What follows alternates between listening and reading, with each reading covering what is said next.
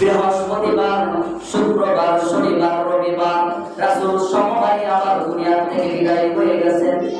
বন্ধুরা, বৃহস্পতিবার থেকে রাসূল অনেক অত্যন্ত ভাবে রাসূল অসুস্থ হয়ে পড়েছিলেন। রাসূল বুকের মধ্যে বড় ব্যথা, রাসূলের শরীর একদম খারাপ হয়ে গেছে। রাসূল ভালোভাবে উঠতে পারে না, নামাজ পড়তে পারে না, বিছানা থেকে উঠতে পারে না। আম্মা জান আয়েশা বলে, আমি দেখলাম বৃহস্পতিবার, শুক্রবার, শনিবার, রবিবার, বৃহস্পতিবার থেকে রাসূল কঠিনভাবে অসুস্থ হয়ে গেছেন।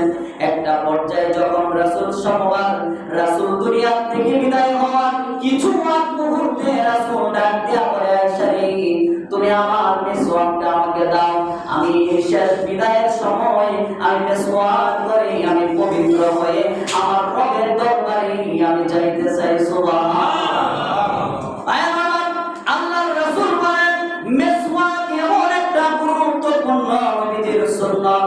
যদি কোনো ব্যক্তি মিসওয়াক ছাড়া 5 ওয়াক্ত নামাজ আদায় করে, মিসওয়াক না করে যদি কেউ 5 ওয়াক্ত নামাজ আদায় করে, ওই ব্যক্তির নামাজের মধ্যে যতটুকু ফজিলত তার থেকে 70 গুণ ফজিলত যে ব্যক্তি 5 ওয়াক্ত মিসওয়াক করে নামাজ আদায় করে তার থেকে 70 গুণ বেশি সওয়াব তার আমলনামায় দিয়ে দেয়।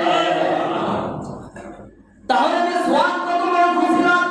আল্লাহর রাসূল বলেন, আয়েশা, দুনিয়া থেকে বিদায় হয়ে যাব, আমি দেখতেছি আসমান থেকে আজরাইল আসতেছে। আয়েশা রে, আমি শেষ বেলার সময় আমি মিসওয়াক করে পবিত্র হই আমি আমার বন্ধুর দরবারে যাইতে চাই। আমি আমার মালিকের দরবারে পবিত্র হইয়া আমি আল্লাহর দরবারে আমি যেতে চাই। আয়েশা গো, তুমি আমার মিসওয়াকটা দাও। আয়েশা মিসওয়াকটা দিল, নবীজি মিসওয়াক করলো। মিসওয়াক করে কিছুক্ষণ মুহূর্তের মধ্যে আল্লাহর নবী দুনিয়া থেকে বিদায় হয়ে গেল। আল্লাহ তাকে সারা দিয়ে চলে গেল।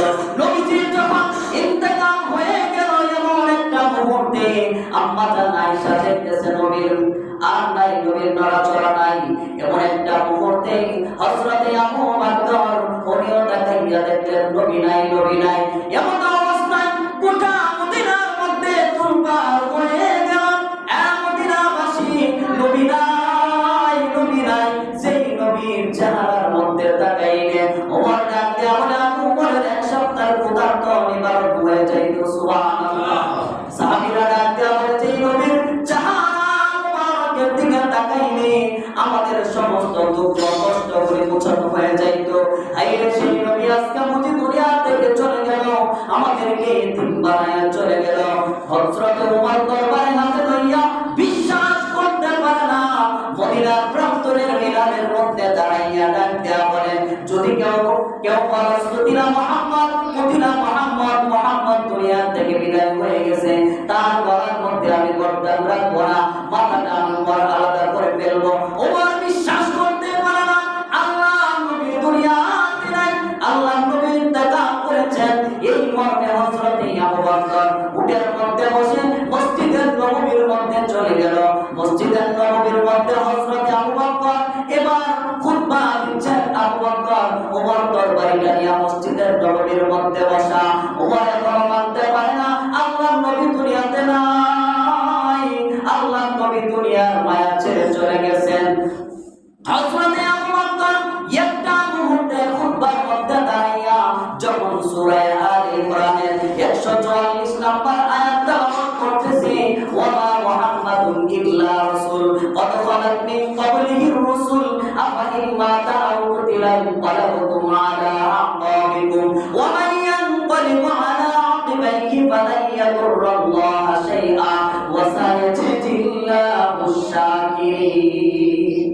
হযরত আবু বকর খুতবার মধ্যে যখন পড়তেছেন সূরা আলে ইমরানের এই আয়াতটা যখন পড়তেছেন, হযরত ওমর এবার বেহুশের মতো হয়ে গেল। হযরত ওমর হাত থেকে তরবারিটা ফেলে দিল। হযরত ওমর এবার দুর্বল হয়ে গেল। ওমর এবার চিন্তা করতেছে, আল্লাহর নবী সত্য ছিল আর আল্লাহর নবীর সমস্ত কথা সত্য ছিল, কোরআনের মাধ্যমে সত্য ছিল। আমরা অনেক সময় দেখেছি জিবরাইল ওহী দিয়া আল্লাহর নবীর দরবারে হাজির হইয়া কোরআনের আয়াত বলে দিয়ে গিয়েছেন। এই মর্মে ওমর চিন্তা করতেছে, আমি যে মানি না আমার নবী দুনিয়াতে নাই, আমি আমি যে তরবারি হাতে নিয়ে দাঁড়িয়ে আছি, যে বলবে কতিলা মুহাম্মদ তাকে আমি শেষ করে দিব, না না আমি ওমর এটা ভুল করলাম। কারণ আল্লাহর নবীর জবান দ্বারা বলেছে